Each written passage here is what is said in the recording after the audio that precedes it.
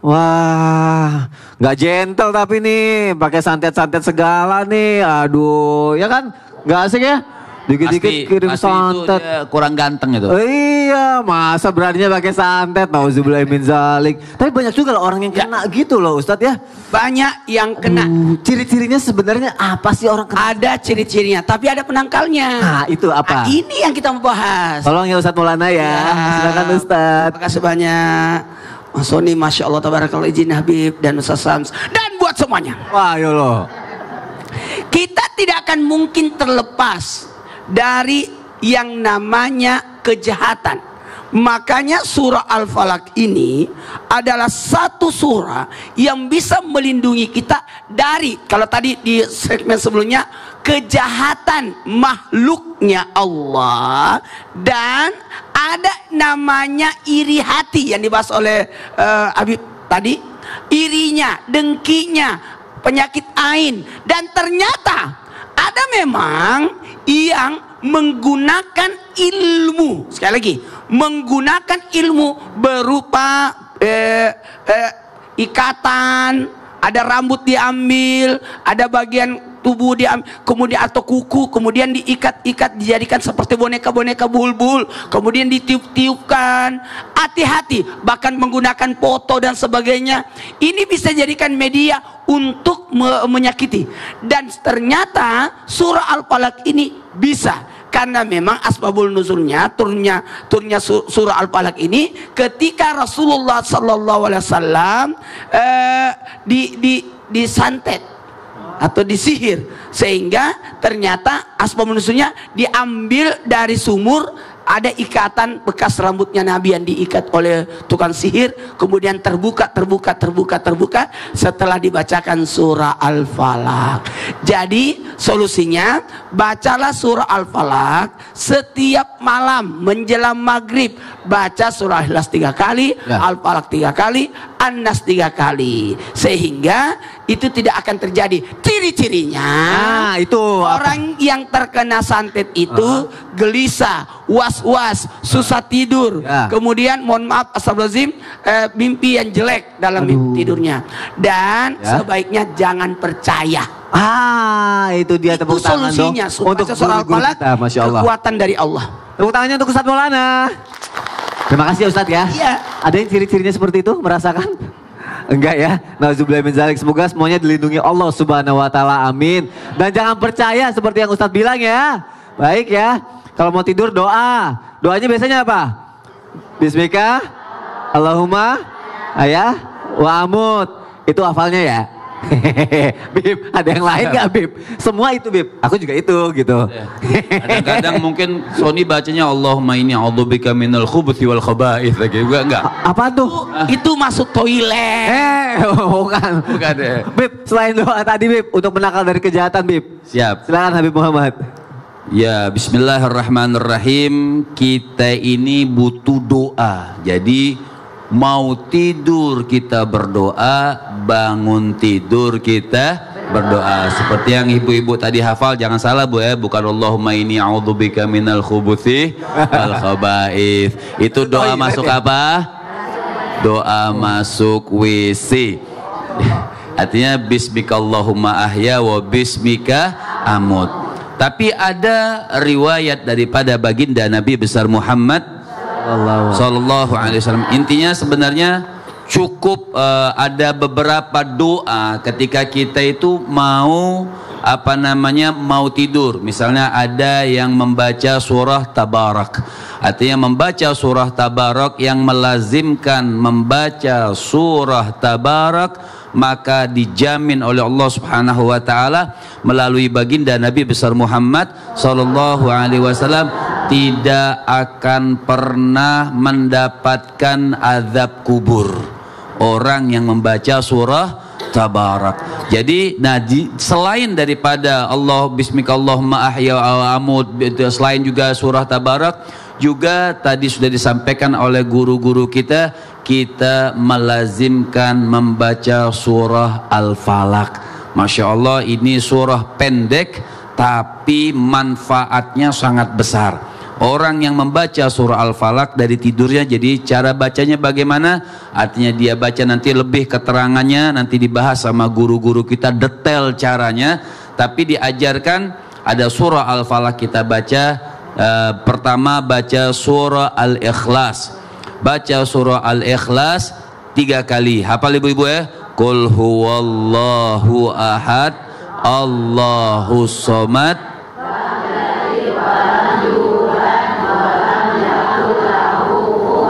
Nah, yang di rumah juga ikuti. Juga setelah itu, setelah Qul huwallahu ahad 3 kali, baca surah Al-Falaq 3 kali ketika mau tidur. Kemudian baca surah An-Nas 3 kali. Jadi surah Al-Ikhlas 3 kali, surah Al-Falaq 3 kali, surah An-Nas 3 kali. Terus apakah langsung tidur begitu saja? Tidak. Seharusnya sebelum tidur biasakan sholat 2 rakaat. Kita ambil wudhu yang bagus. Setelah ambil wudhu yang bagus, kita menghadap Allah Subhanahu wa ta'ala, sholat 2 rakaat menghadap Allah Subhanahu wa ta'ala. Kemudian usahakan tidurnya menghadap ke kiblat. Jadi nyamping, apa namanya tuh Ustaz Syam? Miring ya. Miring, dadanya yang di menghadap. Kayak Ustaz Maulana nih, ya, seperti Ustaz Maulana. Cuman walaupun kadang-kadang ibu-ibu kanannya orang tidur ya. Gini terus sampai selesai ya, Ustaz ya. Artinya kadang-kadang subhanallah saking nyenyak tidurnya, kadang-kadang pas bangun kaki di kepala suami. Wah. Tapi nggak apa-apa. Yang penting niat pertamanya sudah bagus. Tidur menghadap ke itu menghadap ke kiblat. Nah, baca surah Al-Falaqnya 3 kali, Qul huwallahu ahad 3 kali, Al-Falaq 3 kali, An-Nas 3 kali. Insya Allah orang yang melazimkan membaca ini banyak. Dia terhindar daripada yang seperti disampaikan oleh Ustaz Maulana, terhindar daripada sihir, terhindar daripada godaan-godaan yang tidak bagus di dalam mimpinya, terhindar dari sesuatu yang memang berbahaya. Maaf, seperti ada binatang buas yang iseng, kan kecil juga lumayan kalau gigit kita ya. Nah, itu semua menghindari hal-hal demikian rupa. Jadi jangan lupa dengan pengajian Islam itu indah, insya Allah bermanfaat. Masya Allah. Berarti selain Bismika Allahumma ahya amut, surat Tabarok itu ya, atau kul-kulan yang sudah diajarkan tadi. Kul-kul. Masya Allah. Terima kasih Habib Muhammad. Qul huwallahu ahad, Qul a'udzu birabbin nas, Qul a'udzu birabbil falaq. Kul-kulan. Urutannya dong. Al-Ikhlas, An-Nas. Masya Allah. Yang nggak boleh adalah baca surat utang ya. Kalau mau tidur, nanti yang ada mimpi buruk ya. Baik, kita lanjutkan lagi. Ustaz Syam. Yes, ya. Kali ini buat yang mendekati sakaratul maut, katanya dianjurkan membaca surat Al-Falaq. Masih sempet. Ya itu dia, panjang ingat apa enggak gitu kan. Soalnya katanya Rasulullah pas mau menjelang wafat katanya baca surat Al-Falaq. Baik, bismillahirrahmanirrahim. Silakan Ustaz Syam. Nabi Guru Kami Muhammad Ustaz Maulana Mas Soni yang hadir di studio serta yang ada di rumah, kita buka dulu surah Al-Qiyamah ayat 26. A'udzu billahi minasy syaithanir rajim. Allah. Bismillahirrahmanirrahim. Kalla idza balagatit taraqi wa qila man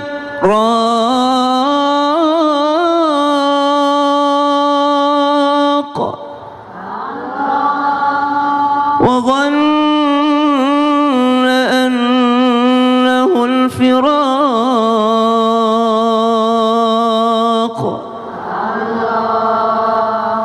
والتفت الساق بالساق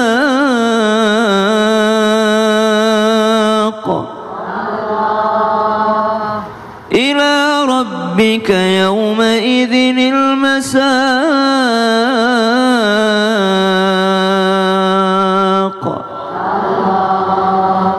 Allahumma arhamna bil Quran. Ayat ini bercerita tentang kalla idza balagatit taraqi wa qila man raq. ketika nyawa itu, ruh itu sudah sampai di kerongkongan, waqila man raq, dan ditanyakan siapa saat ini yang akan menyembuhkan. Ayat ini bercerita tentang orang yang tidak taat kepada Allah Subhanahu wa taala. Fala saddaqa wala shalla. Tidak taat pada Allah, tidak mau sholat juga, tidak mau menuruti perintah Allah Subhanahu wa taala, sehingga ketika berada di akhir hayatnya mereka baru sadar ternyata yang bisa menyembuhkan, yang bisa menyelamatkan hanyalah Allah Subhanahu wa taala. Hari ini kita belajar surah Al-Falaq dengan segala keutamaan dan fadilahnya. Bukan hanya kita mencari fadilahnya, tapi kembali meyakini bahwa yang sanggup menolong kita, yang bisa memberikan pertolongan hanyalah Allah Subhanahu wa taala. La haula wala quwwata illa billah. Jikalau ditanyakan apa hubungannya sekarat dengan surah Al-Falaq, maka Nabi sallallahu alaihi wasallam ketika sedang sakit menjelang wafatnya, dalam riwayat disebutkan dalam kitab Al-Adhkar karya Imam An-Nawawi bahwasanya Ibunda Aisyah radhiyallahu taala anha wardaha membacakan untuk telapak tangannya, kemudian mengusap kepada telapak tangannya baginda Nabi sallallahu alaihi wasallam, bertabarruk dengan telapak tangannya baginda Nabi sallallahu alaihi wasallam yang sangat mulia. Lalu dibacakan padanya daripada surah Al-Falaq, daripada surah An-Nas, dimulai dengan surah Al-Ikhlas. Surah Al-Ikhlas, Al-Falaq dan surah An-Nas kemudian diusapkan kepada seluruh tubuh yang terjangkau daripada baginda Nabi sallallahu alaihi wasallam, mulai dari kepalanya, wajahnya, tubuhnya bagian depan hingga 3 kali. Ketika beliau sakit, Ibunda Aisyah yang membacakan. Ketika Nabi masih sanggup, Nabi sendiri yang membaca. Ketika sudah semakin parah, maka orang lain yang membacakan, yaitu istrinya sendiri. Boleh kita amalkan ketika melihat orang tua kita ataupun saudara kita ataupun pasangan kita sedang dalam keadaan sakarat, maka boleh kita bacakan kepada telapak tangannya untuk mengusapkan kepada seluruh tubuhnya agar terhindar daripada godaan syaitan. Kenapa? Innalil mauti lasakarat, karena setiap kematian itu ada sakaratnya, ada daripada detik-detik terakhirnya, dan syaitan meminta izin kepada Allah Subhanahu wa taala untuk bisa menggoda manusia selama roh tersebut ada dalam jasadnya. Ini kalau kayak main bola nih ya. Udah injury time gitu. Udah mau habis waktunya. Udah mau habis. Biasanya MU kalau injury time tuh udah mulai gencar-gencar. Kalah. Setan itu kalau injury time malah semakin menggoda. Karena udah tahu udah mau habis nih waktunya nih. Kalau keluar ruhnya dari jasadnya, udah selesai lah kita, nggak bisa lagi goda dia. Jadi pada saat sakarat disitulah setan sangat menggoda manusia. Karena dia tahu ini udah injury time, waktu-waktu terakhir, maka semakin digoda. Maka pada saat itu membaca surah Al-Falaq. Jadi kalau nggak ingat harus ada yang bimbing ya. Harus ada. Itulah pentingnya berteman, bersahabat, berpasangan dengan orang yang soleh. Masya Allah, terima kasih Ustaz Syam untuk penjelasannya. Ya. Tepuk tangan lagi untuk guru-guru kita, Masya Allah. Seperti Ustaz Syam bilang ya, surat yang kita baca berarti poinnya harus yakin dulu kalau Allah yang akan menyembuhkan dan melindungi kita semua ya. Jamaah yuk kita sama-sama sekarang masuk ke segmen Tanya Dong Ustadz. Kami semua tanya dong Ustadz. Untuk yang pertama siap-siap ya yang ada di rumah. Pertanyaannya aku baca ini. Nanti habis itu yang di studio ya, boleh nanya kok. Yang pertama dari Instagram @baskaradanis. Assalamualaikum warahmatullahi wabarakatuh. Habib, agar silaturahmi tidak terputus, boleh minta 500 dulu lah. Gak 100 tuh 500 Bib. Banyak banget. Buat bayar utang Bib katanya. Jujur aja saya sedikit kesulitan buat melunasi hutang-hutang saya Bib. Ada gak ya Bib amalan biar hutang-hutang saya bisa dalam sekejap lunas? Boleh dijawab duduk Bib. Masya Allah. Biar utangnya lunas Bib. Baik, artinya ada anjuran daripada ulama. Yang pertama baca surah Al-Ikhlas, itu Al-Ikhlasnya 12 kali. Surah Al-Ikhlas 12 kali. Baca surah Al-Ikhlas 12 kali. Al-Falaqnya tetap 3 kali, An-Nasnya tetap 3 kali. Walaupun ada yang mengatakan semuanya rata 12 kali. Tapi kebanyakan dalam riwayat itu mengajarkan surah Al-Falaqnya 12 kali, surah Al-Ikhlasnya 12 kali, Al-Falaqnya 3 kali, An-Nasnya 3 kali. Insya Allah yang melazimkan ini hutang-hutangnya cepat lunas. Tapi dengan syarat habis baca ini cari kerja. Itu dia poinnya. Terima kasih Habib. Tepuk tangan dong. Habis dia baca, cari kerja. Tuh, semoga terjawab ya. Habis ini cari kerja ya. Oke, siap-siap nih yang ada di studio. Sekarang aku kasih kesempatan untuk nanya. Kalau gitu boleh angkat tangannya. Nanti ya, sebelah situ nanti ya. Sebelah sini dulu deh. Ibu, silakan. Ibu berdiri. Ibu namanya siapa? Dari mana? Kasih tahu sama seluruh masyarakat Indonesia, Bu. Bismillahirrahmanirrahim. Assalamualaikum warahmatullahi wabarakatuh. Waalaikumsalam warahmatullahi wabarakatuh. Perkenalkan, nama saya Eis Yeti Iryani dari Majelis Taklim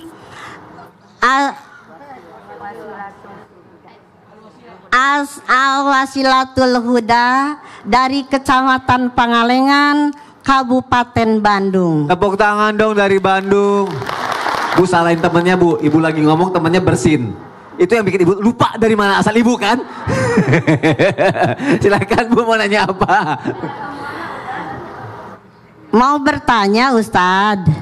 Katanya membaca surat Al-Falaq sama dengan membaca semua surat yang ada di dalam Al-Quran. Tapi mengapa harus dicampur ketika membaca surat Al-Falaq dengan surat An-Nas? Wah, iya juga ya. Ibu bagus banget pertanyaannya. Kalau gitu dijawab aja ya. Mau dijawab apa enggak? Jawab. Ibu silakan duduk. Tepuk tangan untuk ibunya dong dari Bandung. Masya Allah. Ustaz Syam. Baik, membaca surat Al-Falaq sama dengan membaca surat yang lainnya, terus kenapa harus dicampur, Ustadz? Baik, Tabe Guru Muhammad Maulana Mas Soni. Ibu Eis yang bertanya. Bismillahirrahmanirrahim. Qul a'udzu birabbin nas, malikin nas, ilahin nas, min syarril waswasil khannas, alladzi yuwaswisu fi sudurin nas, minal jinnati wan nas. Pasangannya surah Al-Falaq memang surah An-Nas, dan waktu turunnya pun dalam riwayat juga bersamaan. Ketika tadi diceritakan oleh guru kita Ustadz Maulana bahwa Nabi SAW ternyata pernah disihir, kemudian turunlah surah Al-Falaq sekaligus surah An-Nas. Maka dikatakan Imam Muhammad Al-Baghir, beliau mengatakan siapa saja yang membaca surah Al-Falaq kemudian melanjutkan dengan membaca surah An-Nas, maka dirinya seperti ataupun seakan-akan sudah membaca semua kitab suci yang telah diturunkan kepada para nabi. Jadi kalau ditanyakan apakah seperti membaca Al-Quran sepenuhnya, bukan, beda lagi. Kalau Al-Quran sepenuhnya, ulama menjelaskan bahwa surah Al-Ikhlas 3 kali. Karena Nabi SAW menjelaskan surah Al-Ikhlas itu sepertiga Al-Quran. Jadi ulama nambahin, oh berarti kalau 3 kali dibaca sama dengan 1 Al-Quran. Surah Al-Falaq plus An-Nas beda lagi keutamaannya. Seperti membaca kitab-kitab daripada nabi-nabi yang telah diutus oleh Allah Subhanahu Wa Taala. Ibu pernah penasaran nggak dengan kitab Zabur yang diturunkan kepada Nabi Daud? Penasaran? Pernah penasaran nggak dengan apa ya isi kitab Taurat itu ya? Penasaran itu? Apa ya isinya? Kitab Injil, isinya kitab Zabur, isinya kitab Taurat. Maka dikatakan oleh Imam Al-Baghir, kalau orang sudah baca Al-Falaq dan An-Nas, itu udah mencukupi daripada kitab-kitab ataupun semua surah yang diturunkan pada nabi-nabi sebelumnya. Salah satu keutamaan menjadi umat baginda Nabi Muhammad sallallahu alaihi wasallam. Kemudian dikatakan, kenapa harus dua-duanya ini dibaca? Kan boleh nggak kalau satu saja? Boleh-boleh saja, tidak ada keharusan. Mungkin ada orang yang baru sampai surah Al-Falaq sudah dicabut nyawanya. Mungkin ada orang yang baru hafal daripada surah Al-Falaq. Nabi memerintahkan kita untuk yassiru wala tu'assiru. Permudah orang, jangan dipersulit. Ada orang yang baru hafal An-Nasnya saja, silahkan baca An-Nas. Ada orang yang baca Al-Falaq saja, silahkan baca Al-Falaq. Tapi kalau sudah hafal dua-duanya, alangkah baiknya kalau dua surah ini tidak dipisahkan. Kan banyak Bu, salah satu daripada adab Al-Quran itu membaca daripada juz yang awal-awal baru ke akhir. Misalnya dalam sholat, jangan rakaat pertama juz 27, rakaat kedua juz 17, dibalik, enggak. Tapi adabnya itu berurutannya, Al-Falaq dulu baru An-Nas. Jangan kebalik, An-Nas dulu daripada surah Al-Falaq. Walaupun tidak ada keharaman, tidak berdosa, tapi itu termasuk daripada adab Al-Quran. Dan adabnya surah Al-Falaq adalah berpasangan dengan surah An-Nas. Al-Ikhlas sebenarnya beda lagi, tapi daripada doa-doa yang diajarkan oleh baginda Nabi SAW senantiasa dirangkaikan daripada surah Al-Ikhlas, Al-Falaq, dan juga surah An-Nas. Toh letaknya di dalam Al-Quran mereka juga berurutan, dimulai daripada surah Al-Ikhlas, Al-Falaq, An-Nas. Emang ibu nggak hafal Bu An-Nas Bu? Hafal ya? Hafal atuh. Jadi kalau ditanyakan boleh nggak kita baca satu saja, Al-Falaq saja? Boleh. Bolehkah An-Nas saja? Boleh juga. Al-Ikhlas saja? Boleh juga. Tapi alangkah sempurnanya kalau dibacanya berbarengan. Wallahu ta'ala a'lam. Astagfirullahaladzim. Aduh. Ya Allah. Gimana nih? Aduh. Ya Allah. Aduh. Gimana ibu bantu. aja di situ lagi? Ya Allah. Ibu bantu Bu. Ya Allah. Kita doain aja Ustaz. Kita gotong. Kita doain. Ustaz kalau didoain. Doain kayak orang mau ini. Gak usah. Ya gimana nggak didoain? Gak usah. Lagi tausiah tiba-tiba. Niatnya mau cari perhatian didoain. Baru mau bacain Al-Falaq. Mau ya nggak usah. Kayaknya Sony ngantuk. Wah enggak, niatnya cari perhatian sama ibu-ibu yang nolongin malah ustad-ustad. Nggak usah. Salah target. Ya udah gitu pingsannya pura-pura sakitnya beneran lagi. Aduh. Tolong hukerin dulu, gak kuat, sakit. Aduh. Mau pura-pura padahal. Ya sudah, kita lanjutkan yang setelah ini. Islam itu dah jamaah, oh jamaah. Alhamdulillah.